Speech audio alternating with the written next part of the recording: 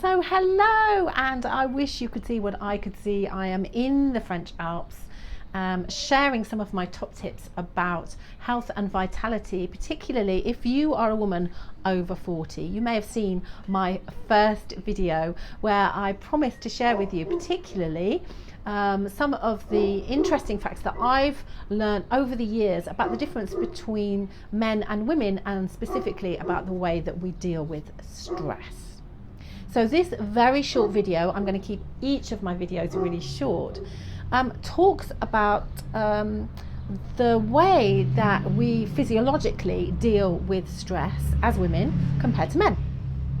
So we need to go back a bit. We need to go back to when we were cave dwellers, basically, and you may have heard this before, where men were the hunter-gatherers and they would go out and kill the buffalo or the prey, and they would need massive amounts of those hormones, the flight or fight hormones such as adrenaline, cortisol, and testosterone. So they would need to be able to do that to go and get their prey and bring it back to the women who would be the family, the homemakers, making the fire, tending the children. And so physiologically, it meant that men needed to be able to access those high levels of stress hormones really, really quickly. Women, however, historically, we didn't need to be able to do that. There was under no circumstances where we required really to be able to produce those stress hormones in such levels as men. But what's really interesting is that because men were designed to produce these stress hormones really, really quickly, they're also designed to be able to cope with bringing those stress hormones back down to normal levels. And we kind of see this nowadays.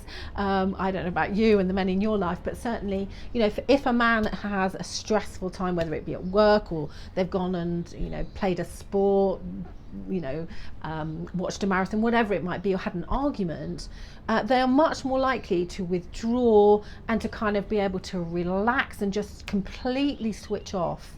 And this is them allowing their body to dissipate or get rid of those stress hormones.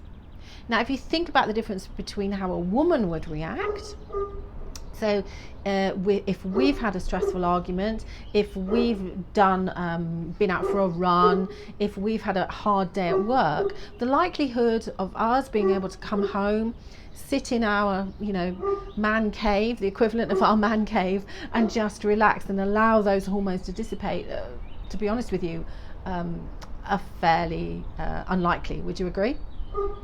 So this means that not only from a kind of habitual sense, but also from a physiological sense as well, is that women are unable to be able to cope with these high levels of those stress hormones. It takes longer for us to dispel them, and so they sit within our body for a much longer period of time.